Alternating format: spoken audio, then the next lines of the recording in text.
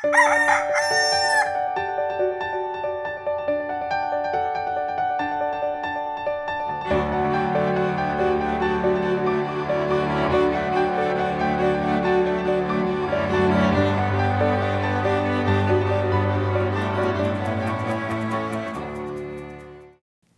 buntag sa tanan. Father Arnold po, mula sa Bukidnon, muli ninyong mga kasama para magkapet pandasal.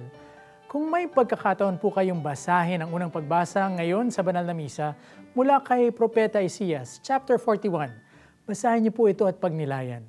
Doon po nasusulat, I am the Lord your God, who grasp your right hand. It is I who say to you, fear not, I will help you. Huwag kang mangamba, tutulungan at sasamahan kita. Nakakapagpagaan nga naman ang ating kalooban ang mga salitang ito, lalo na kung bigat na tayo sa mga pasanin nating problema. Lalo na kung halos hindi na natin makitaan ang solusyon ng krisis sa ating pinagdadaanan.